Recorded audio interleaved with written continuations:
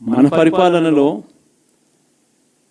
మీ జగన్ పరిపాలనలో ఏకంగా మేనిఫెస్టో అన్నది ప్రతి గవర్నమెంట్ అధికారి ఆఫీస్లో కనిపించేది. కలెక్టర్ల కార్యాలయాల్లో మొదలు పెడితే సెక్రటరీల కార్యాలయాల దగ్గర నుంచి, హెచ్ఓడి కార్యాలయాల దగ్గర నుంచి ముఖ్యమంత్రి కార్యాలయాల్లో మన మేనిఫెస్టో కనిపిస్తూ ఉంటే, కనిపించే పాలన మనదైతే, ఇప్పుడు హోర్డింగ్లు పెడుతున్న రెడ్ బుక్స్ అని, రెడ్ బుక్ అని హోర్డింగ్లు పెట్టి ఆ రెడ్ బుక్లో కక్ష సాధింపు చేయబోయే అధికారులు ఎవరు, ఎవరిని కొట్టాలి, ఎవరిని నాశనం చేయాలి అని చెప్పి ఏకంగా పేర్లు రాసి రెడ్ బుక్ అని చెప్పి దాన్ని ప్రకటించి ఏకంగా హోర్డింగులు పెట్టి ఆ రెడ్ బుక్ అనేది ఏదో ఘనకార్యం చేస్తూ ఉన్నట్టుగా రెడ్ బుక్స్లో ఉన్న పేర్లన్నింటినీ కూడా మేము వాళ్ళని కొడతాము, వాళ్ళని చంపుతాము, వాళ్ళ మీద అఘాయిత్యాలు చేస్తాము, అన్యాయాలు చేస్తాము అని చెప్పి ఏకంగా నిస్సిగ్గుగా దౌర్జన్యం చేస్తూ ఉన్న పరిస్థితులు కనిపిస్తూ ఉన్నాయి. శిశుపాలుని పాపాలు వేగంగా పడుతూ ఉన్నాయి. మొట్టమొదటిసారిగా కేంద్రంలో కేవలం 272 స్థానాలకు 273 స్థానాలకు గాను మెజారిటీ రావాలనంటే 240 స్థానాలకి వచ్చి ఆగిపోయింది బీజేపీ. 240 స్థానాలకి ఆగిపోయిన పరిస్థితులు మొట్టమొదటిసారిగా కేంద్రంలో ఉన్న పార్టీకి పూర్తి మెజారిటీ లేదు. 240 స్థానాలకి ఆగిపోయిన పరిస్థితులు. మరో పక్క చంద్రబాబు నాయుడు గారికి 16 స్థానాలు అంటాడు. ఎన్డీఏలో తానే చక్రం తిప్పుతా అన్నట్టుగా మోడీ పక్కనే కూర్చొని కనిపిస్తాడు. మరి ఇలాంటి పరిస్థితుల్లో కూడా రాష్ట్రానికి రావాల్సిన ప్రత్యేక హోదా అడక్కపోవడం, ఇలాంటి పరిస్థితుల్లో కూడా రాష్ట్రానికి రావాల్సిన ప్రత్యేక హోదా అడక్కపోవడం, అడిగి సాధించుకోకపోవడం, శిశుపాలుని తప్పుల్లో, వరుస తప్పుల్లో, పాపాల్లో ఇవన్నీ కూడా బాగాలే. ఇటువంటి పరిస్థితుల్లో కూడా రాష్ట్రానికి రావాల్సినవి, కావాల్సినవి అడగలేని పాలన, అడగలేని మనిషి రాష్ట్రానికి ఏం సమాధానం చెప్తాడు, రాష్ట్ర పిల్లలకి ఏం సమాధానం చెప్తాడు, రాష్ట్రంలో ఉన్న యువకులకు, పిల్లలకు ఏం సమాధానం చెప్తారు? శిశుపాలుని పాపాల్లో ఇవన్నీ కూడా ఇప్పటికే వేగంగా కూడా అందుకుంటా ఉన్నాయి. అదే జగన్ ఉండింటే, అదే వైఎస్ఆర్ కాంగ్రెస్ పార్టీ పాలన ఉండింటే ఈ పార్టీకే విద్యా దీవెన బటన్ అయిపోయి ఉండేది. జనవరి, ఫిబ్రవరి, మార్చికి సంబంధించిన క్వార్టర్కి సంబంధించిన Vidya Deevena fee reimbursement pending. అదే జగన్ ఉండింటే ఏప్రిల్లో ఇవ్వాల్సిన Vasathi Deevena first instalment pending. ఇప్పటికే రైతు భరోసా పెండింగ్, అమ్మఒడి పెండింగ్, చివరికి చిన్న అమౌంట్ అయిన మత్స్యకార భరోసా కూడా పెండింగ్. అదే జగన్ ఉండింటే ఈ పాటికి ఇన్ని బటన్లన్నీ ఈ పాటికి అయిపోయి ఉండేటివి. ఒక్క జగన్ తప్పుకోవడంతో, ఒక వైఎస్ఆర్సీపీ పాలన పోవడంతో ఈరోజు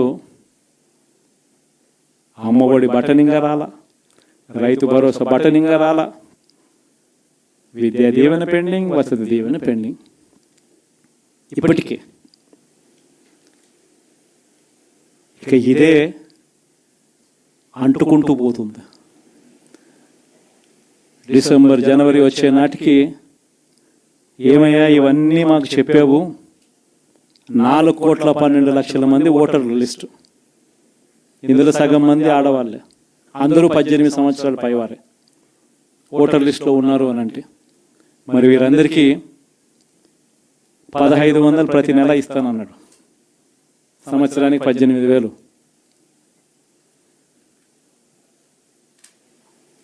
ఇందులో పెన్షన్లు తీసుకునే వాళ్ళు ఒక 30 లక్షల మందిని బహుశా ఆడవాళ్ళకి పక్కన పెట్టినా కూడా 65 సంవత్సరాల పైన ఉన్న వాళ్ళు అని పక్కన పెట్టినా మిగిలిన 1,80,00,000 మంది ఎదురు చూస్తున్నారు. అప్పుడే చంద్రబాబు వచ్చేసాడు, చాలా రోజులు అయిపోయింది, ఇంతవరకు మాకు రావాల్సిన 1,500 నెల నెల ఇస్తానన్న 1,500 ఇంకా రాలేదేమో అని చెప్పి రైతులు ఎదురు చూస్తూ ఉన్నారు. 20,000 పెట్టుబడి సాయంగా ఇస్తానన్నాడు. అది ఏమవుతుంది? దాదాపు 1 కోటి మంది పిల్లలు పైగా ఉంటారు, బళ్ళకు పోయే పిల్లలందరికీ ఇస్తామన్నాడు. అమ్మఒడి కింద వాళ్ళ పథకం ఏదైతే నేను దాని కింద 15,000 అని చెప్పి ఆ తల్లులకు 15,000 కోట్లు దానికి వెయిట్ చేస్తూ ఉన్నారు. ఇవన్నీ వెయిట్ చేస్తూ ఉన్నారు. ఇవన్నీ ఏవి కూడా అడుగులు ముందును పడని పరిస్థితి. ఇవన్నీ కూడా డిసెంబర్ జనవరికి వచ్చేసరికి అన్నీ కూడా ఊపందుకుంటాయి, వేడందుకుంటాయి. హనీమూన్ పీరియడ్ అనేది ఆగిపోతుంది. వైఎస్ఆర్ కాంగ్రెస్ పార్టీ చేయాల్సిన పనులు చెప్తా ఉన్నా.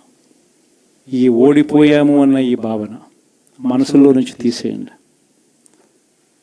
మనం చేసిన మంచి ప్రజల్లో ఇంకా ఉంది, ప్రతి ఇంట్లో గుర్తుంది, ప్రతి కుటుంబంలోనూ మనం చేసిన మంచి ఎక్కడికి పోలేదు.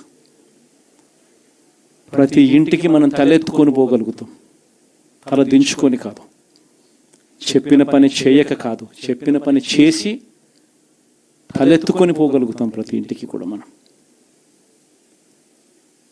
కేవలం చంద్రబాబు నాయుడు ప్రలోభాలకు మోసపోయిన పరిస్థితుల మధ్య మనకు అంతో ఇంతో అపజయం ఏదైనా జరిగిందేమో. ఆ మోసాలు ఎప్పుడైతే మోసాల కింద తేటతెల్లం అవుతాయో ప్రజల్లో ఆ సింపతి, మన పట్ల ప్రేమ, ఆయన పట్ల కోపం రెండూ కూడా ఏకమవుతాయి. మనల్ని గొప్ప మెజారిటీలతో మళ్ళీ మనల్ని తీసుకొస్తారు. సో మనం చేయాల్సింది ఏమిటి అని అంటే, ప్రజల మీద మనం కోప్పడాల్సిన అవసరం లేదు, పని లేదు. మోసపోవడం అన్నది ఒక్కొక్కసారి జరుగుతూ ఉంటాయి. మోసపోయిన వాళ్ళకందరికీ కూడా మనం అండగా ఉన్నాము అన్న భరోసా ఇవ్వడం మనం చేయాల్సిన పని. మరీ ముఖ్యంగా మన కార్యకర్తలను మనకు తోడుగా ఉండడం, ఇది మాత్రం ఖచ్చితంగా చెప్తా ఉన్నా. ఇష్టం వచ్చినట్టుగా ఎప్పుడు చూడని విధంగా ఈరోజు కార్యకర్తల మీద దాడులు జరుగుతూ ఉన్నాయి, పార్టీ సానుభూతి పరుల మీద దాడులు జరుగుతూ ఉన్నాయి, పార్టీకి ఓటు వేయలేదు అని ఓటు వేసిన వారిని మీద దాడులు జరుగుతూ ఉన్నాయి. కొన్ని చోట్ల అవమానాలు, ఆస్తుల నష్టాలు, దాడులు, దెబ్బలు తగలడము, ప్రాణాలు కోల్పోవడం కూడా కొన్ని చోట్ల చేశాం.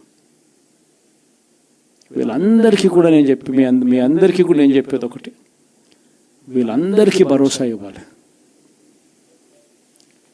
ఎక్కడ మీ నియోజకవర్గంలో ఎక్కడ ఏమి జరిగినా కూడా పోండి, మీ తరపు నుంచి సహాయం చేసే కార్యక్రమం చేయండి. పార్టీ తరపు నుంచి కూడా సహాయం అందిస్తుంది, అది కూడా తీసుకొని పోయి కూడా ఇవ్వండి. ప్రతి కార్యకర్తకు తోడుగా ఉందాం, ప్రతి కార్యకర్తకు భరోసా ఇద్దాం, చాలా అవసరం కూడా. మన కోసం కష్టాల్లోనూ నష్టాల్లోనూ మన కోసం నిలబడ్డారు, జెండాలు మోసి నష్టపోయారు, ఓట్లు వేసి దెబ్బలు తిన్నారు, మనకు ఓట్లు వేసి దెబ్బలు తిన్నారు. వాళ్ళందరికీ కూడా తోడుగా ఉండాల్సిన అవసరం ఉంది. ఇదొక్కటే కాకుండా మన ఎంపీటీసీలు, మన జెడ్పీటీసీలు, మన కౌన్సిలర్లు, కార్పొరేటర్లు, వీళ్ళందరికీ కూడా భరోసాని ఇవ్వాలి. మాట్లాడండి. మన పార్టీ మీద అభిమానం చూపించే ఏ వ్యక్తి అయినా మన కార్యకర్తే. ఇలాంటి వాళ్ళందరికీ కూడా తోడుగా ఉండే కార్యక్రమాలు ఖచ్చితంగా జరగాలి. ఇవన్నీ కూడా ఖచ్చితంగా చేయమని మిమ్మల్ని అందరినీ కూడా కోరుతా ఉన్నా. సీరియస్గా నేను చెప్పిన ఈ విషయాలన్నీ కూడా పరిగణలోకి తీసుకోమని కోరుతా ఉన్నా. అండ్ ఇంతవరకు సినిమా జరిగింది ఓన్లీ ఇంటర్వెల్లే. శకుని పాచికల్లో కౌరవులు పాండవుల మధ్య యుద్ధం కూడా గమనిస్తే శకుని పాచికలు అనే సబ్జెక్టు ఓన్లీ ఇంటర్వెల్లే. అప్పుడు శ్రీకృష్ణుడు సమక్షంలోనే జరుగుతుంది. శ్రీకృష్ణుడు ఉండగానే పాండవులు ఓడిపోతారు, శకుని పాచికలతోనే ఓడిపోతారు. ఎప్పుడైనా కూడా మంచే గెలుస్తుంది, ధర్మమే గెలుస్తుంది, విశ్వసనీయతే గెలుస్తుంది, న్యాయం నిజం గెలుస్తుంది. ధర్మమే గెలుస్తుంది. మనం ధర్మం వైపునే ఉన్నాం, ధర్మంగానే రాజకీయాలు చేశాం, విశ్వసనీయతతోనే రాజకీయాలు చేశాం, తలెత్తుకొని ఉండే మాదిరిగానే రాజకీయాలు చేశాం. తల దించుకొని పోయే రాజకీయాలు ఎప్పుడూ చేయలేదు. ఒక అర్జునుడు మాదిరి గెలిచి వస్తాడు, ప్రజలు ఆశీర్వదిస్తాడు. కాబట్టి ప్రతి ఒక్కరు ఇది గుర్తుపెట్టుకోండి.